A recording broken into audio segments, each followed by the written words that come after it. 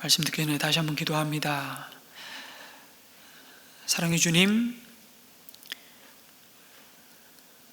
오래전 모세와 여호수아에게 주셨던 이 약속의 말씀을 오늘 이 시대를 살아가는 믿음의 사람들에게 주시며 강하고 담대하라, 이미 약속하여 주신 요단을 건너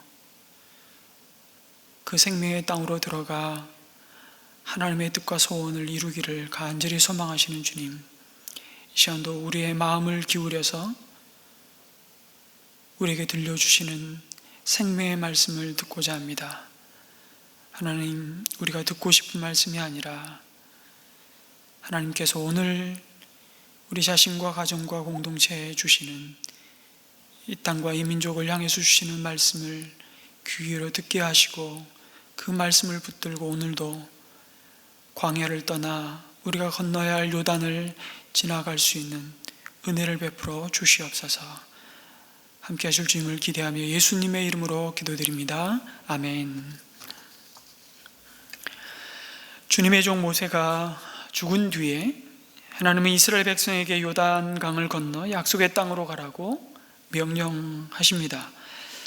이스라엘 백성들이 애굽을 떠날 때에 홍해를 건넜습니다. 홍해를 건너게 하심으로 애굽을 떠났습니다. 이제 하나님은 요단을 건너므로써 광야를 떠나게 하십니다. 광야의 그 방황, 그 시대를 정리하고 가나안의 새로운 시대를 열라고 말씀하십니다. 그러면서 하나님은 무엇을 준비하셨습니까? 사람을 준비하셨습니다.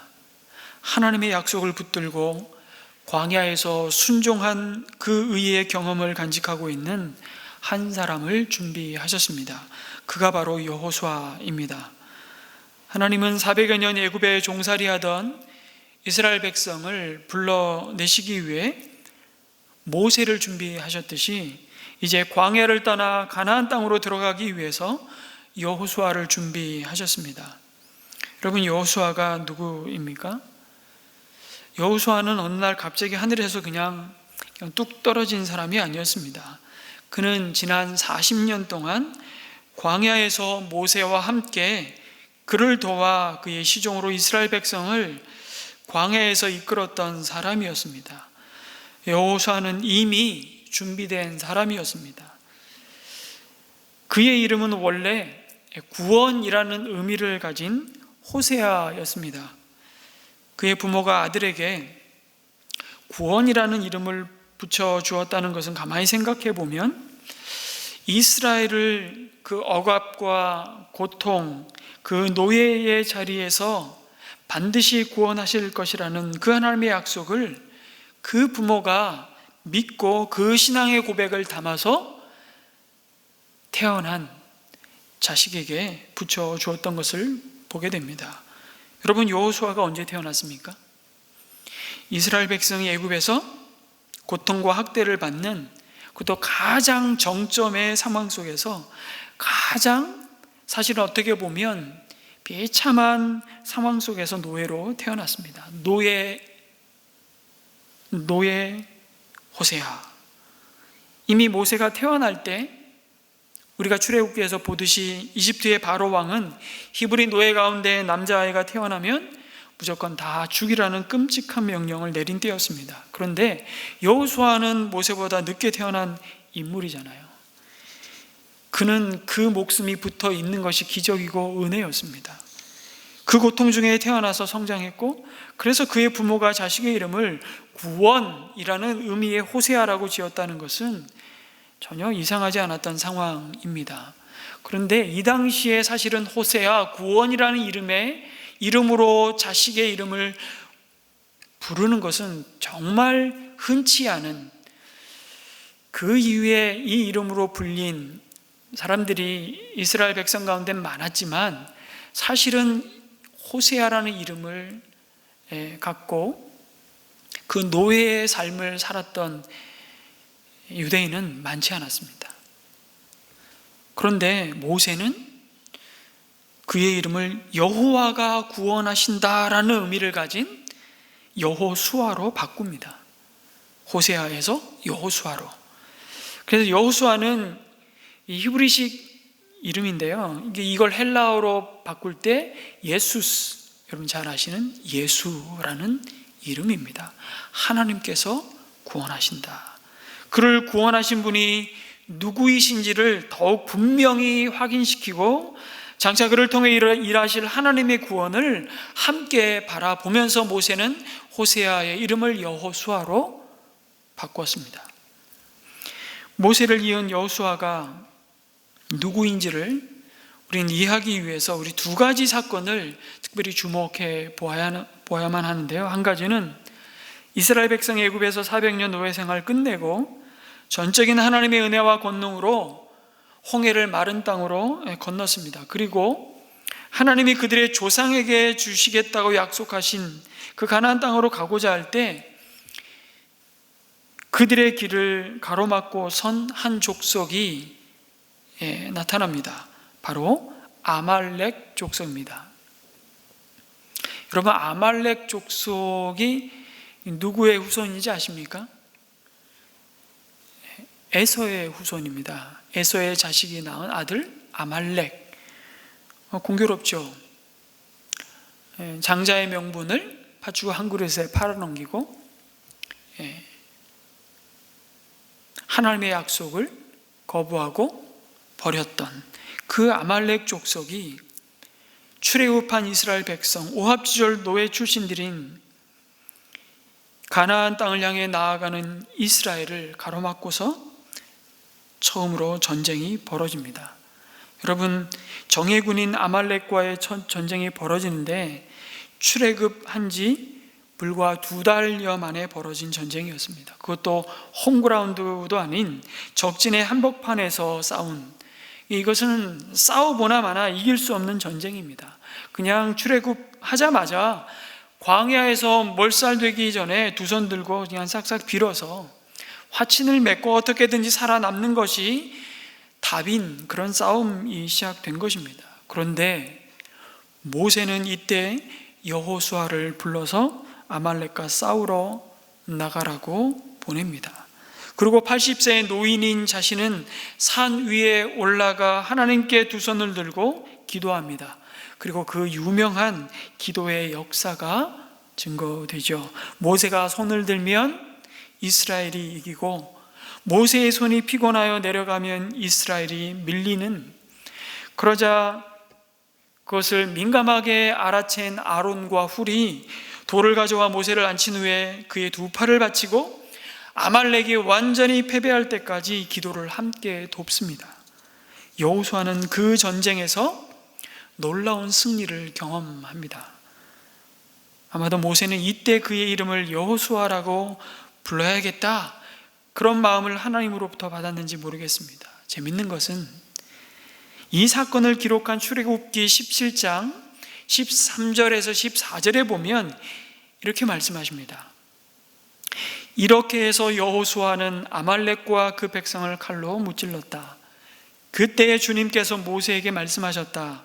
너는 오늘의 승리를 책에 기록하여 사람들이 잊지 않도록 하고, 그 다음 말이 여호수아에게는 내가 아말렉을 이 세상에서 완전히 없애서 아무도 아말렉을 기억하지 못하게 하겠다고 한 나의 결심을 일러 주어라, 이렇게 말씀하십니다. 이 승리의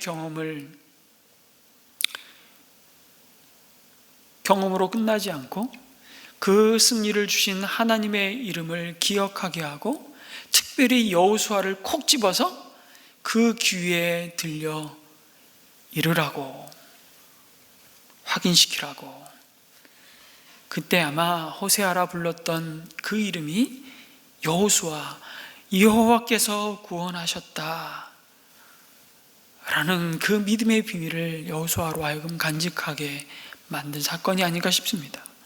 여호수아는 의식하지 못했지만 사실 아말렉과의 전쟁은 하나님께서 여호수아의 믿음을 달아본 하나의 시험 기간이었는지도 모릅니다.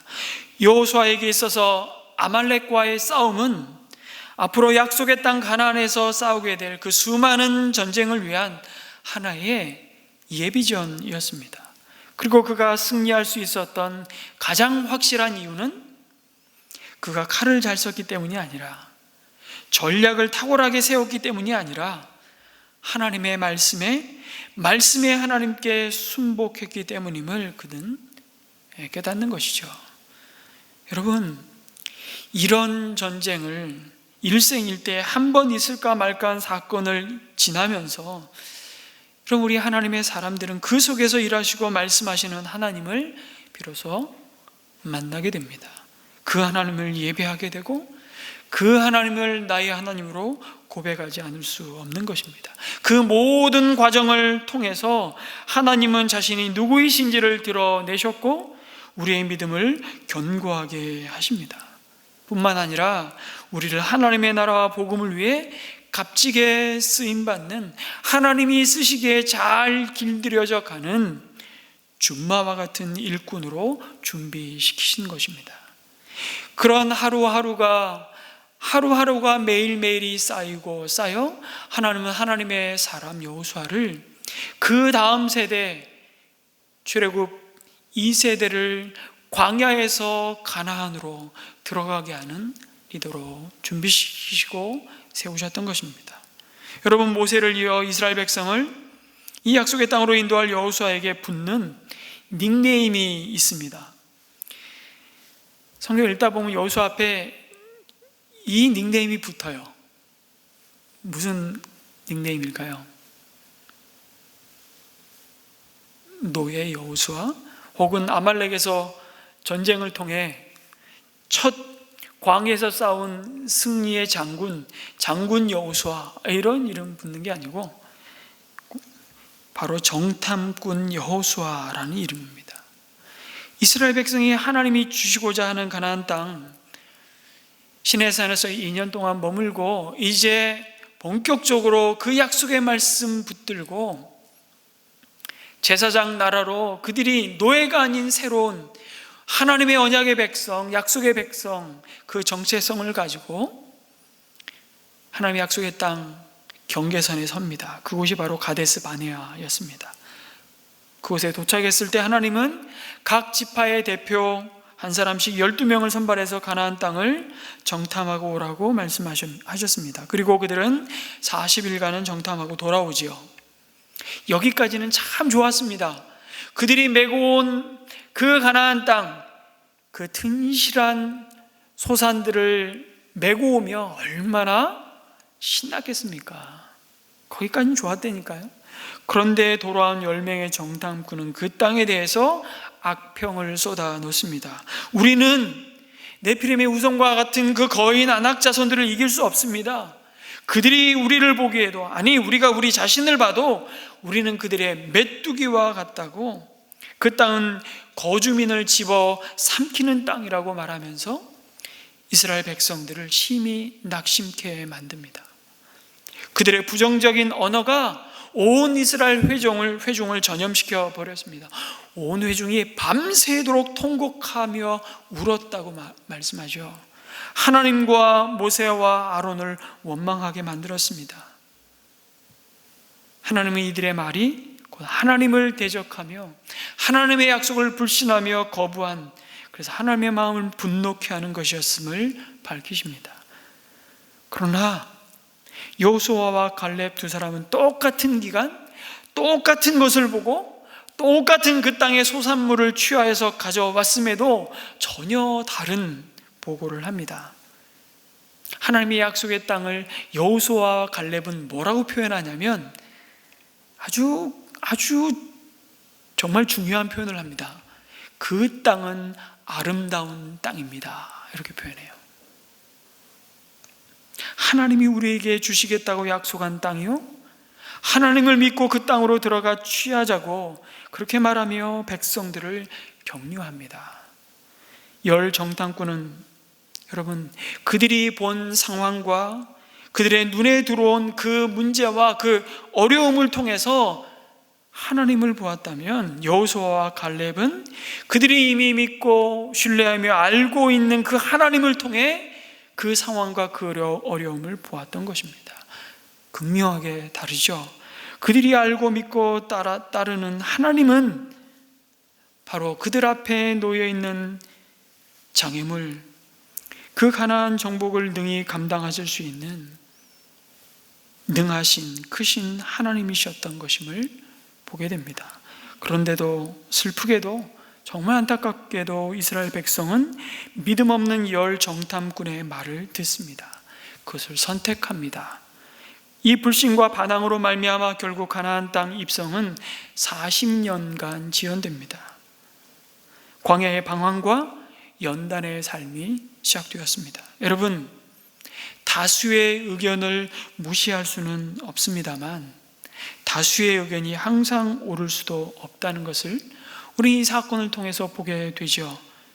그래서 다수의 의견이 정말 옳으냐 아니면 소수의 의견을 우린 존중해야 되느냐, 그 싸움과 논쟁보다 더 중요한 것은 누가 하나님의 뜻을 쫓고 있느냐는 것입니다. 그래서 이런 말이 있습니다. 하나님과 함께하는 한 사람이 곧 다수이다. 놀라운 말입니다. 하나님과 함께하는 한 사람이 곧 다수이다. 참으로 맞는 말입니다. 하나님이 여호수아를 선택하신 이유는 그가 바로 하나님의 이 뜻을 쫓았기 때문입니다. 이 사건을 통해 다시 한번 여호수아가 하나님의 뜻을 따르고 그 뜻을 이루기 위해 순종하는 것을 얼마나 소중히 여겼는지를 보게 됩니다. 하나님은 여호수아의 그 중심과 마음을 기쁘게 보셨습니다.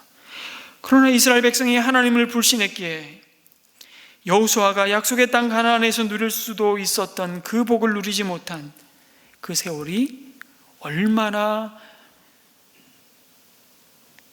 아마 다른 누구보다도 여호수아와 갈렙의 마음을 힘들게 했을 겁니다. 그 오랜 세월을 한번 생각해 보십시오. 그럼에도 여호수아는 모세와 함께 머물게 하신 참으로 그 징계의 연단의 시간을 잠잠히 묵묵히 자신에게 맡겨진 그 자리에서 감당하였던 것을 봅니다. 여러분, 여호수아와 갈렙이 아마 서로 정기적으로 만나서 자신들이 보았던 하나님이 주실 약속의 땅을 취할 날이 머지않았다, 다가오고 있음을 이야기하며 서로를 격려하며 광야의 고단함을 아마 이기지 않았겠습니까? 여러분, 그래서 우리는 때때로 그 광야의 세월을 지나가며 우리의 믿음을 버티게 할, 서로에게 버팀목이 될 믿음의 지체를 옆에 두는 것이 얼마나 큰 복인지 모릅니다. 그런 사람들은 너무 중요합니다. 그래서 우리에게 공동체를 허락하시고 목장을 주신 것이잖아요. 아마 여호수아와 갈렙이 서로를 그렇게 의지하며 붙들어주며 붙들며 아마 광야 40년을 달려갔을 겁니다. 40년 동안이나 그 출애굽 1세대 불신과 불순종의 길을 끊임없이 걸어갔던 그 옛 세대들이 매일매일 죽어가는 것을 목격했지만 여호수아와 갈렙, 그들에게 광야의 하루하루를 지나는 것은 가나안에 한 발짝 한 발짝 더 가까이 다가가는 시간들이었을 것입니다. 똑같은 광야의 시간을 지나가지만 이 두 사람에게는 그 시간이 참 의미 없고 허망하고 불안하고 두려운 시간이 아니었습니다. 똑같이 코로나19의 이 고통스러운 시간을 지나가지만 누구에게는 오히려 이 코로나 상황 속에서 더 가까이 하나님을 바라보고 의지하며 하나님의 은혜를 붙들고 더 신실하게 하나님의 약속의 말씀을 붙들며 의지하며 동행하는 이 믿음의 새로운 전환점을 경험하는 지체들이 있는 것이죠. 여러분, 모세가 여호수아를 아마 주목했을 겁니다. 아니, 하나님이 이미 여호수아를 주목하여 보셨습니다. 그리고 마침내 모세를 부르시고 출애굽 1세대를 광야에서 다 떠내보내신 다음에 하나님은 준비된 지도자 여호수아를 부르셨습니다. 그에게 사명을 주셨습니다. 그 사명의 내용이 2절 말씀입니다. 나의 종 모세가 죽었으니 이제 너는 이스라엘 자손 곧 모든 백성과 함께 일어나 요단강을 건너서 내가 그들에게 주는 땅으로 가거라. 그리고 6절에 이 사명을 다시 한번 확인합니다. 내가 이 백성의 조상에게 주기로 맹세한 땅을 이 백성에게 유산으로 물려줄 사람이 바로 너다. 이렇게 말씀하시며 여호수아를 지명하여 부르셨습니다. 그리고 그가 부름받은 사명이 무엇인지를 아주 분명하게 또 반복해서 말씀하셨습니다. 여러분, 이 요단강을 건너 약속의 땅으로 가라.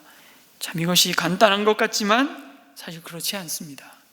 그 위대한 지도자 모세와 함께 했던 이스라엘 백성이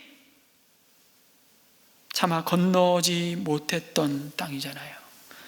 홍해를 건넌 세대였지만, 그 하나님의 놀라운 구원의 능력과 기적을 경험한 세대였지만, 풀 한 폭이 나지 않는 광야에서 매일매일 만나와 메추라기로 하나님의 일용할 양식을 공급받았던 세대였지만, 구름 기둥과 불 기둥으로 길 없는 광야의 길이 되시고 광야의 모든 위험과 사망의 음침한 골짜기를 지나가게 하셨던 은혜를 누렸지만, 그들은 계속 가나안 땅을 바라만 보고 머뭇거렸습니다. 물론 하나님은 40년 기간을 징계의 시간으로 사용하셨습니다.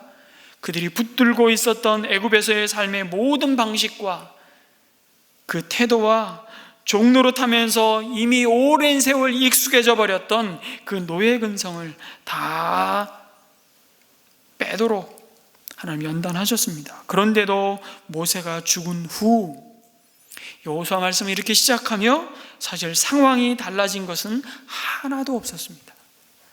오히려 더 두려운 것이죠. 모세가 어떤 사람이었는데 여호수아 자신도 두려웠던 것이죠. 하물며 모세를 잃어버리고 떠나보낸 그 이스라엘 백성의 심정은 얼마나 사실 두려웠을까요? 요단강 앞에 선 이스라엘과 여호수아는 다시금 40년 전 가나안 땅의 경계선 앞에 선 가데스 바네의 그 이스라엘의 처지와 전혀 다를 바가 없었습니다. 여러분, 여기서 우리는 왜 그러면 가나안 땅이 그렇게 중요한지를 잠시 생각해 봐야 합니다. 여러분, 가나안 땅을 성경은 젖과 꿀이 흐르는 땅이라고 말씀합니다. 그런데 여러분, 가나안 땅보다 비옥한 땅은 천지에 널렸습니다. 아니, 당장 요단 동편에 정착하겠다고 루벤, 갓, 므낫세 반쪽 지파가 우리는 가나안 땅에 들어갈 필요 없이 그냥 여기가 좋다고, 여기가 가축을 기르기 좋고 훨씬 살만한 땅이라고, 우리는 여기 정착하고 이 땅을 기업으로 삼겠다고 이미 모세에게 오래전에 말하지 않았습니까? 여러분, 눈에 보기에 좋은 땅이라서 중요한 것이 아니라, 가나안 땅이 살기 좋은 땅이라서 좋은 땅이 아닙니다. 가나안 땅이 중요한 것은 그 땅을 믿음의 조상 아브라함을 바벨론 땅에서 불러내어 가나안 땅으로 보내시고 주시겠다고 약속하신 땅이기 때문에 중요한 것입니다. 여러분, 이 약속 가운데 담아놓으신 하나님의 소원, 하나님의 뜻이 무엇입니까? 그것은 온 천지 만물을 창조하시고 그 속에 두신 자신의 형상을 따라 지은 사람을 보시며 심히 좋았다고 하셨던 하나님이신데, 지금 그 사람과 그들이 디디고 사는 땅이 하나님을 거부하고 부패하였습니다. 그래서 신음하며 사망 가운데 있기에 하나님은 고통스러워 하셨습니다. 그래서 하나님을 기억하지 않고 떠난 그 세상을 구원하시기 위해, 그들을 하나님께 돌아오게 하시기 위해 하나님이 아브라함을 택하시고 그 구원의 역사를 시작하신 땅이 가나안이기 때문에 중요한 것입니다. 다른 이유는 없습니다.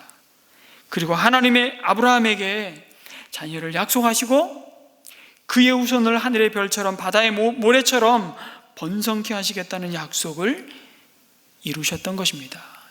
애굽에서. 그리고 그를 불러내시고 오래전 아브라함에게 이미 약속하여 주셨던, 아브라함으로 하여금 동서남북을 바라보게 하신, 여전히 아브라함 당대에 정말 쓸만한 땅 한 평, 아내와 자신이 묻힐 매장지 외에는 갖지 못했던 아브라함에게 좋은 땅은 심지어 조카 롯에게 네가 먼저 택해보라. 그리고 네가 우하면 난 좌하고 네가 좌하면 난 우하겠다. 그리고 양보하고 갈 바를 여전히 가나안 땅에 들어왔음에도 알지 못하던 아브라함에게 동서남북을 다 바라보라고 약속하시고 이 땅을 너에게 반드시 주리라. 이 땅에서부터 너를 통해 너의 후손을 통해 내가 온 열방을 구원하시겠다고, 그 생명의 약속, 그 축복의 통로로 삼으신 땅이기에 가나안 땅은 중요한 것입니다. 그 외에는 아무것도 없습니다. 그러나 여전히 가나안 땅은 정말 비옥한 땅에 비하면 척박한 땅이에요. 하나님의 약속이 있기에 소중한 땅입니다.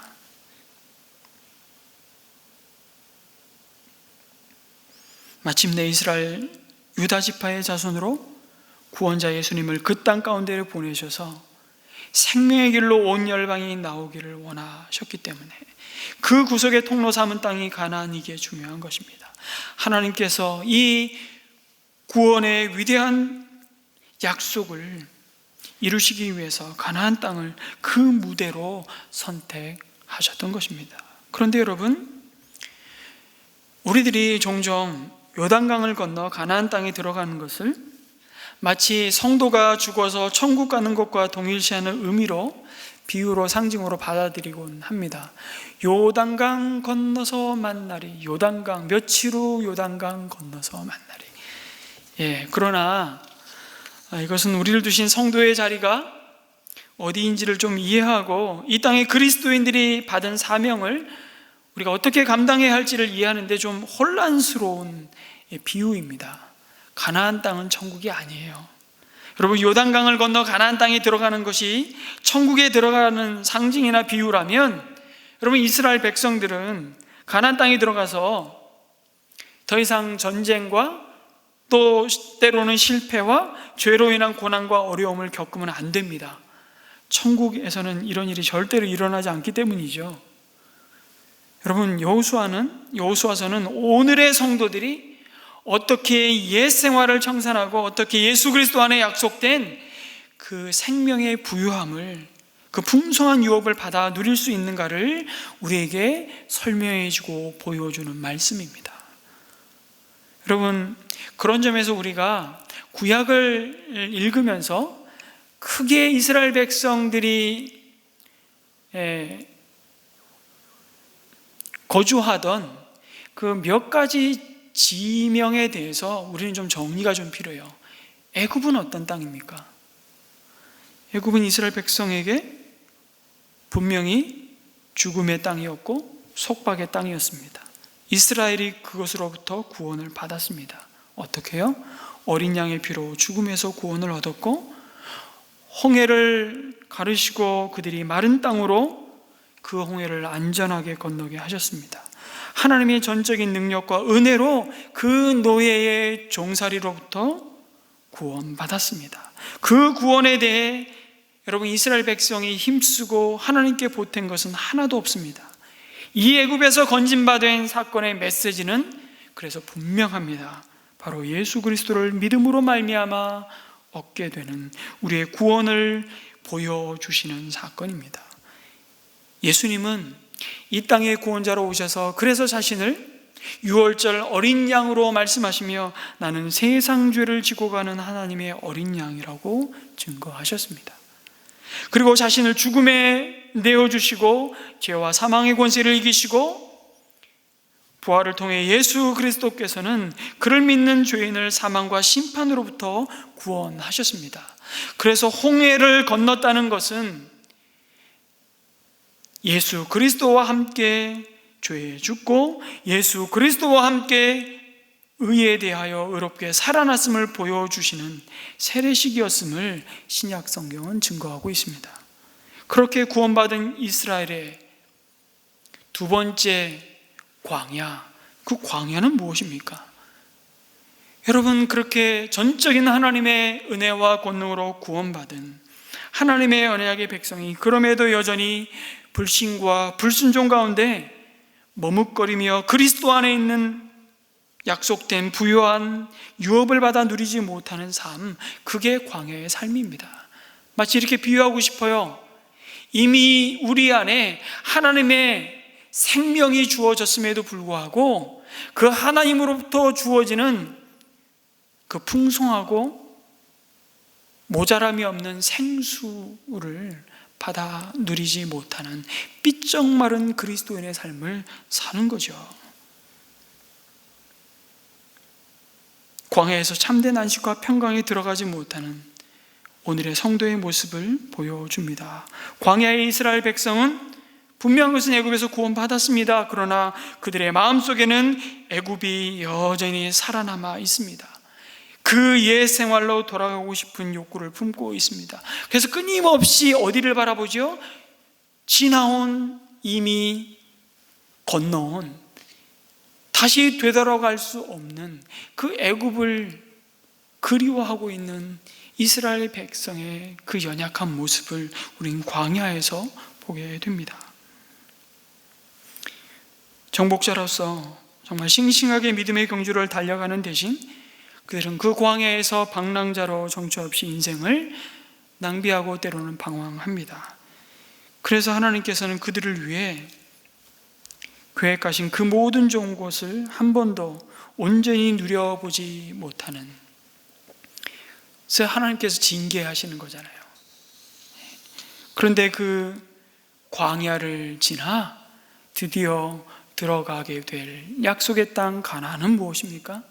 비로소 이스라엘 백성이 뒤를 돌아보지 않고 그 하나님의 약속을 붙들고 이미 승리하신 하나님의 싸움을 하는 땅, 앞을 내다보며 믿음으로 승리하는 그 삶의 터전입니다. 물론 요단강을 건넜다고 해서 더 이상 갈등과 다툼과 고난이 없습니까? 아닙니다. 우리가 우리의 여호수아신 예수님을 믿고 하나님의 은혜로 구원받고 하나님의 백성으로 삶을 살아가지만 오히려 우리가 그리스도께 속한 자로 이 땅을 더욱 치열하게 살아갑니다. 왜요? 이 세상에 여전히 하나님을 대적하며 하나님을 알지 못하고 하나님이 어디 있느냐 말하며 조롱하는 스스로 높아진 가난한 족속들이 있기 때문입니다. 그것은 사람일 수도 있지만 하나님을 대적하여 일어난 이 세상의 문화요, 이 세상이 추구하는 가치들이며 권세이기도 합니다. 여러분, 우리는 지금 어디에 머물고 있습니까? 우리는 여호수아서를 묵상하며 그걸 묻게 됩니다. 광야에서 방황하는 삶을 여전히 살고 있습니까? 아니면 약속의 땅에서 정복하는 힘 부족하지만 또 때로는 실패하고 넘어지지만 그 약속을 의지하고 정복하는 승리의 삶을 살고 있습니까? 광야에서 이스라엘 백성은 불평하는 백성이었습니다. 그러나 가나안에서는 정복하는 백성이고, 광야에서 이스라엘은 계속 뒤를 돌아보며 그들이 애굽에서 가졌던 것에 대해 연연해했다면, 약속의 땅에서는 죄와 피 흘리기까지 싸우며 하나님이 주신 생명의 부요함과 안식을 누리게 될 것을 기대하며 앞을 바라보며 달려가는 삶입니다. 하나님은 그 광야의 시대를 끝내고 요단강을 건너라고 명령하십니다. 사랑하는 성도 여러분, 저와 여러분이 건너가야 할 그 요단강이 무엇입니까? 여전히 광야의 방황과 불평과 불신과 불순종을 반복하고 있는 광야에서 한 발자국도 벗어나지 못하게 가로막고 서 있는 여러분, 요단강이 무엇입니까? 성경에 제 이야기가 있습니다 라는 이런 제목으로 은혜 나눔을 한 성도의 이야기를 소개받게 되었습니다. 이름은 말씀을 안 드리겠습니다. 이 자매는 선천성 심장병을 갖고 태어난 딸이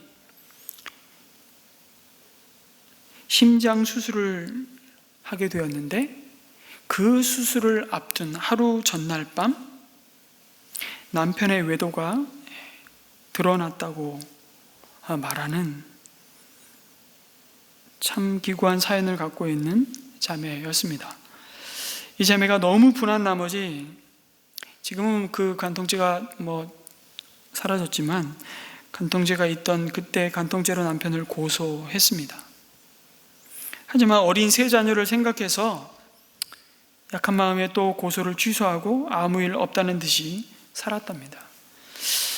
하지만 용서를 구하던 남편이 참 고약하게 술에 또 취하면 폭력을 휘두르고 너무 고통스럽고 두려웠다는 것이죠. 그래서 아무리 기도해도 잠 못 이루는 고통으로 괴로워하던 자매는 자신을 편안히 잠들게 해줄 것 같은 술 한 잔에 예수님을 팔았었다고 고백합니다. 그리고 밤마다 그 술을 의지하고 마시며 자다가 결국 알코올 중독자가 되었습니다.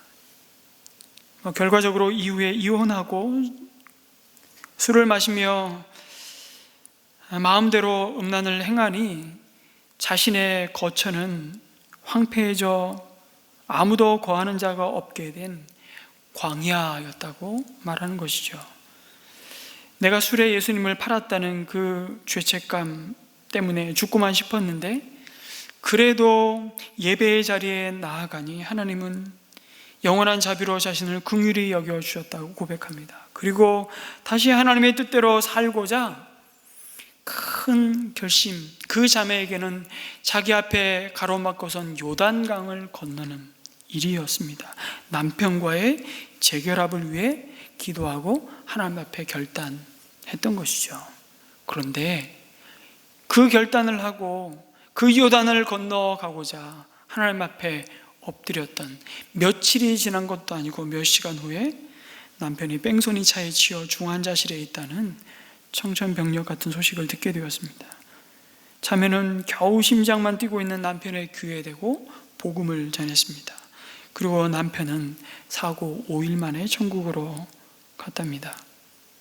그럼에도 여전히 술을 끊지 못하고 죄책감에 죽을 것만 같은 세월을 지나며 그때 마침 방송을 통해 자신의 죄를 고백하고 하나님의 말씀을 붙들고 다시 소생한 그 사람들의 은혜 나눔을 듣게 되었답니다. 그때부터 내가 이렇게 살 것이 아니고 자신도 말씀을 읽고 묵상하기를 그때부터 시작했는데, 그러던 어느 날 예레미야 2장 23절의 말씀에 골짜기 속에 있는 너의 길을 보라, 내 행한 바를 알 것이니라.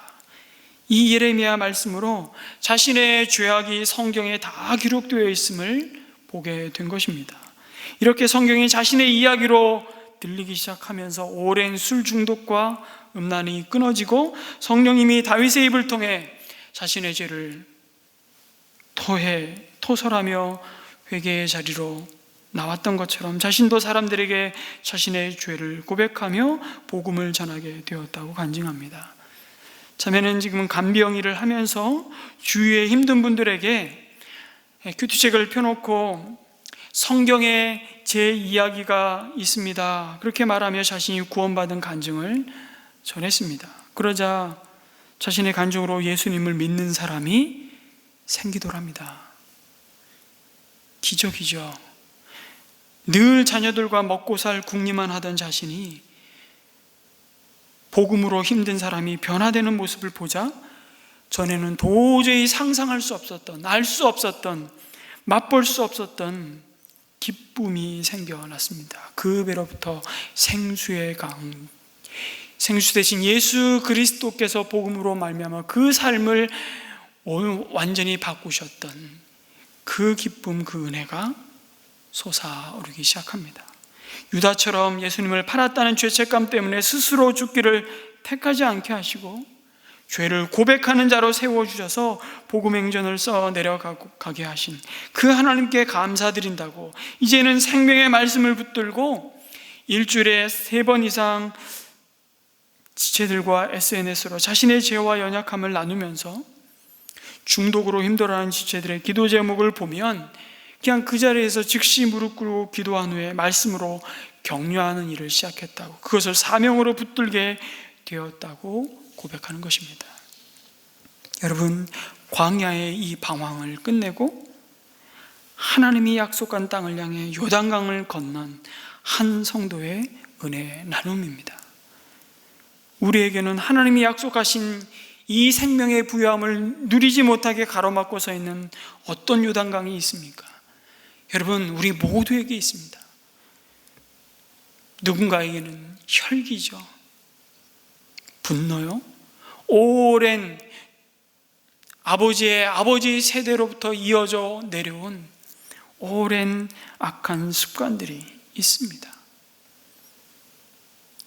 헛된 야망과 탐욕에 사로잡혀서 오늘도 약속의 땅 가나안을 바라보고 승리하게 하시는 그 부유한 삶을 누리지 못하게 만드는, 요단강 앞에서 머뭇거리고 있는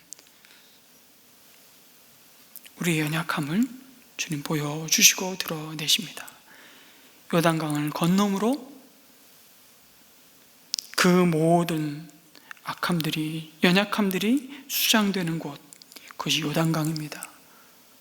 출애굽 1세대가 홍해를 건넜던 것처럼 출애굽 2세대가 요단강을 똑같은 방식으로 하나님의 전적인 은혜와 기적으로 건너가게 하시는 이유가 뭡니까? 너희들이 예수로 죽고 예수로 사는 자들임을, 내가 살아도 주를 위해 살고 죽어도 주를 위해 죽나니 내가 사나 죽으나 내가 주의 것임이로다 라고 고백하며 그 요단강을 건너라고 말씀하시는 것입니다. 그 분기점이 요단을 건너는 데입니다. 우리의 목장이 그 요단강을 건너갔으면 좋겠습니다. 피상적인 나눔이 아니라 오랫동안 감추고 또 감추어진 우리의 내면, 우리의 외식을, 그 가면을 벗어버리고 그 가면 뒤에 숨는 것이 아니라 서로 죄를 고백하며 병 낫기를 간구하는 그 놀라운 나눔과 그 고백 속에 여호수아와 갈렙이 서로의 믿음을 세워주고 세움받는 버팀목이 되었던 것처럼 우리의 목장이 그 피상적인 나눔을 넘어 생명을 나누는, 하나님이 오늘도 우리 가운데 우리를 구원하시는 여호수아가 되심을 나누는 그 요단을 건너는 은혜가 우리 목장 가운데 있어서 좋겠습니다. 그 요단을 건너 약속의 땅에 들어갈 여호수아와 이스라엘 백성에게 하나님이 무엇을 약속하시고 준비하여 주셨습니까? 내가 너희와 함께 할 것이니 굳세고 담대하라. 그 격려였습니다. 여러분, 이 약속을 몇 번이고 반복해서 하십니다. 9절에서는 심지어 내가 너에게 굳세고 용감하라고 명하지 않았느냐? 그러니 너는 두려워하거나 낙담하지 말아라고 말씀하십니다. 여러분, 그 명령한다고 갑자기 두려운 마음이 용기를 얻고 담대해집니까?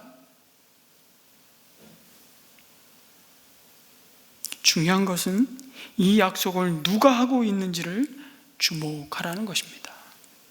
약속하시며 약속한 것을 이루어 성취하시는 하나님께서 저와 여러분에게 말씀이 육신이 되어 우리 가운데 거하시며 세상 끝날까지 내가 너와 함께 하시겠다는 임마누엘의 약속으로 우리 가운데 하고 계시다는 것입니다.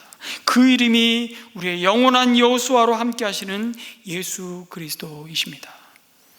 히브리서 저자는요, 우리의 영원한 대제사장이 되신 하나님과 우리 사이에 영원한 중보자가 되신 예수님의 약속을 그래서 이렇게 선포합니다. 히브리서 13장 5절에서 6절 말씀을 우리 같이 한번 읽었으면 좋겠습니다. 시작. 주님께서 친히 말씀하시기를 내가 결코 너를 떠나지도 않고 버리지도 않겠다 하셨습니다. 그래서 우리는 담대하게 이렇게 말합니다. 주님께서는 나를 도우시는 분이시니 내게는 두려움이 없다. 누가 감히 내게 손댈 수 있으랴. 아멘. 그리고 여호수아의 힘과 용기는 그가 이 하나님의 말씀을 읽고 묵상하며 그 약속과 명령을 믿고 순종할 때 주어졌습니다. 여러분, 말씀드린 대로 가나안 땅은 천국의 모델이 아닙니다. 그 가나안 땅은 그리스도 안에서 하나님의 통치를 오늘도 여전히 말씀 가운데 받고 믿음과 순종으로 연단받는 우리를 두신 삶의 현장입니다. 그래서 하나님은 여호수아에게 모세가 너에게 지시한 모든 율법, 곧 하나님의 말씀을 다 지키라고 명령하셨던 겁니다. 그 말씀을 읽고 주야로 묵상하며 말씀대로 마음을 다하여 지킨다면 내가 가는 길이 순조로울 것이며 성공할 것이라고 약속하십니다. 여러분, 개역개정에는 이 성공이라는 단어를 한마디로 형통할 것이라고 말씀하셨습니다. 성도 여러분, 하나님은 자기 백성이 형통하기를 원하십니다. 이 사실 믿으십니까? 아멘. 이거 반드시 약속으로 우리가 받은 말씀입니다. 여러분, 그 형통이 무엇입니까? 하나님이 함께 하심이 형통입니다. 자신의 순종과 믿음을 통해서 오늘 우리를 두신 그 삶의 자리에서 하나님의 뜻과 소원을 나의 소원으로 품고 그 소원이 이루어지는 것이 형통입니다. 그래서 형통은요, 나를 지금 둘러싸고 있는 형편이나 내 상황과는 큰 상관이 없습니다. 여러분, 거듭 말씀드리지만 늘 자주 나누지만 요셉이 언제 형통하다는 소리를 듣습니까? 보디발의 집에 종으로 팔려갔을 때, 그리고 그보다 더 비참한 감옥의 자리에 억울한 누명을 쓰고 갇혀 있을 때 하나님은 조금도 주저함 없이 하나님이 요셉과 함께 하시니 형통한 자가 되었더라 이렇게 말씀하십니다. 그것도 반복해서 형통의 자리는 하나님이 함께 하시는 자리입니다. 그리고 그 형통은 하나님의 말씀을 붙들고 보이지 않아도 갈 바를 알지 못하고 그러나 약속의 말씀을 의지하고 달려가는, 이 약속의 말씀 붙들고 씨름하는 자에게 부으시는 하나님의 은혜입니다. 오늘도 우리 앞에 놓인 요단을 건너 약속의 땅으로 가고자 할 때 하나님은 우리와 함께 하시며 주야로 그 약속의 말씀을 묵상하며 순종하는 자의 마음을 강하고 담대하게 하시고 형통하게 하실 것입니다. 이번 한 주간도 이 은혜를 사모하며 기대하며 우리를 두신 그 사명의 땅에서 풍성히 형통을 누리시기를 주님의 이름으로 축복합니다. 아멘.